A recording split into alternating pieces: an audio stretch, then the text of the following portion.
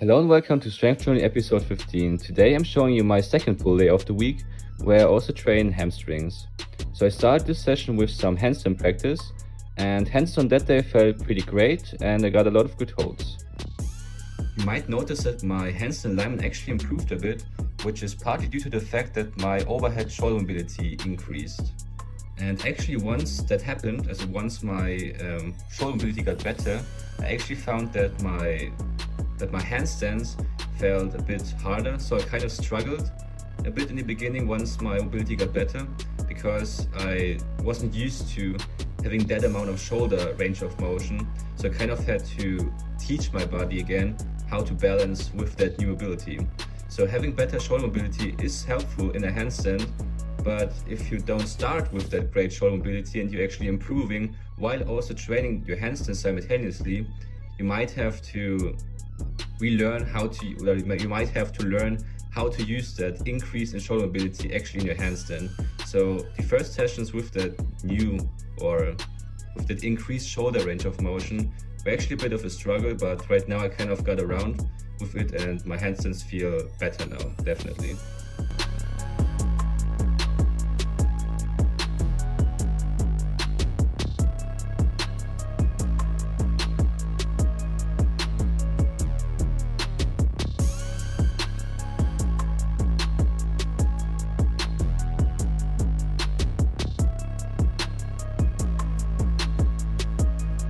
Then I went on with the Nordic Curls, and I actually got a PR here, so I got 2 reps unassisted with body weight, which I'm very happy about. And the way I've been training this movement is that I always start with one set where I do unassisted repetitions, and I always try to add 1 negative repetition each week. So the Nordic Curl is a very difficult movement and it's hard to get in a lot of volume with the unassisted version.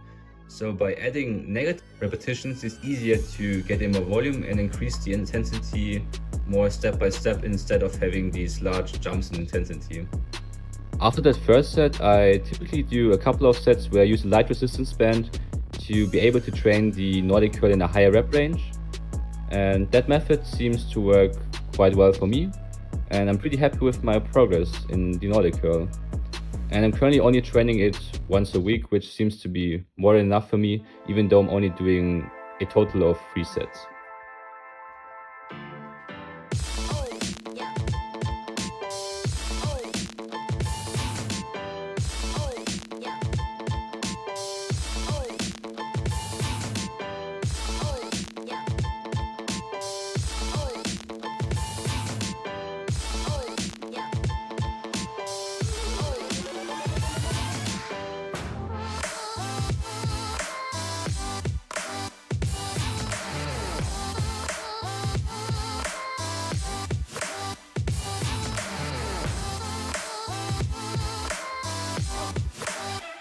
After the Nordic Curls, I did Jefferson Curls, and Jefferson Curls will improve your hamstring mobility and will also strengthen your lower back through full spinal flexion.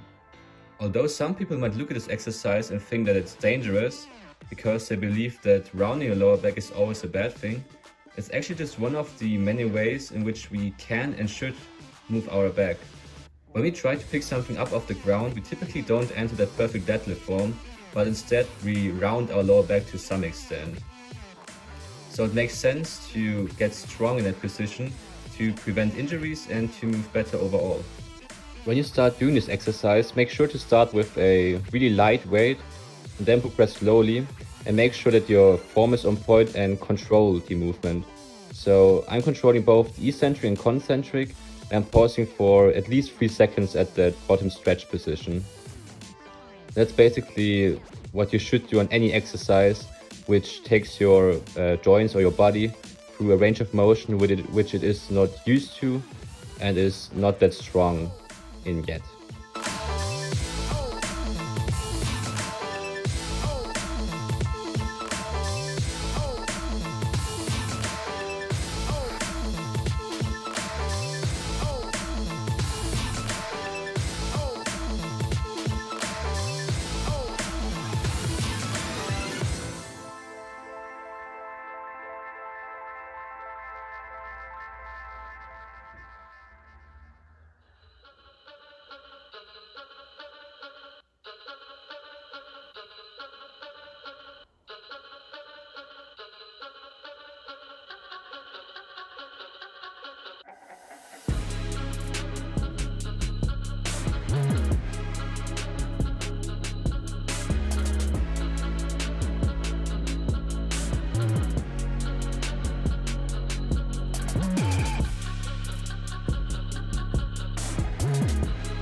Then I went outside to the park and started with my first back exercise of that day, which was weighted pull-ups for 3 sets, followed up by 1 set of bodyweight pull-ups for an M-rep, where I did wide grip pull-ups.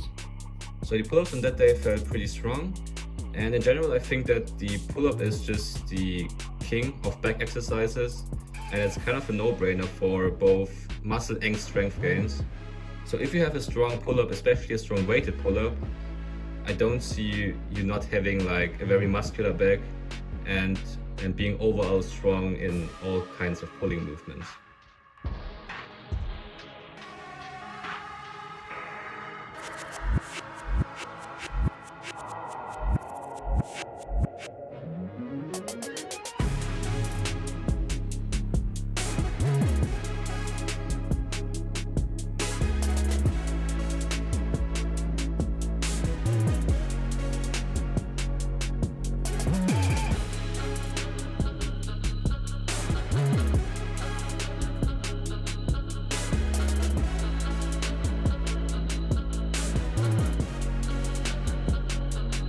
Then I continue with front lever pulls, which will target your lats and also your core to some extent.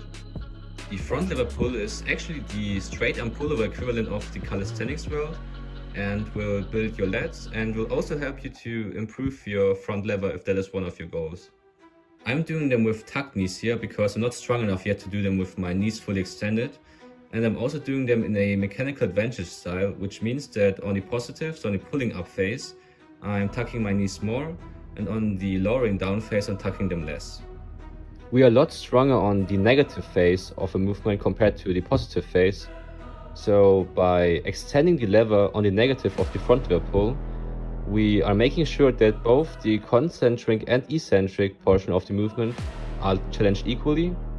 And it's also great for hypertrophy because the negative phase is very important for building muscle and getting a hypertrophy stimulus. So it's a win-win.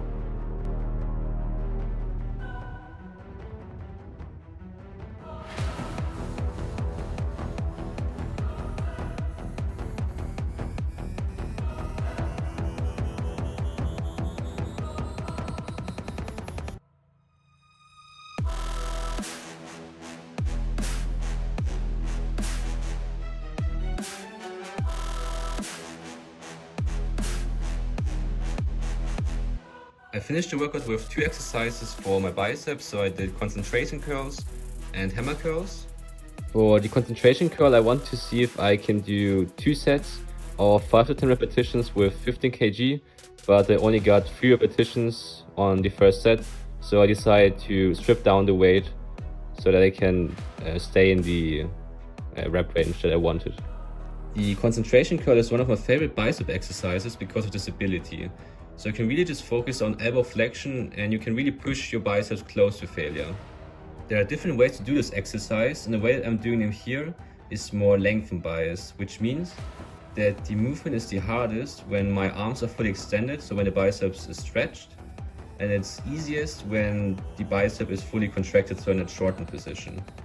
If you wanted to change that resistance profile, you would have to lean forward, and thereby the lengthen position would be the easiest part of the movement, and the shortened position, so when the biceps is fully contracted, would be the hardest portion of the movement. I would say that for hypertrophy, the variation that I'm doing here is probably a bit superior, because the latest training science seems to support exercises which put tension on the muscle when they are fully stretched, and this variation does that pretty well. But I don't think this means that the other variation, which is more shortened bias, or in general any other exercise which is more shortened bias, is useless for hypertrophy. They will still build muscle, and there might be some other areas where they are actually the superior exercise compared to the exercise which are more lengthen bias.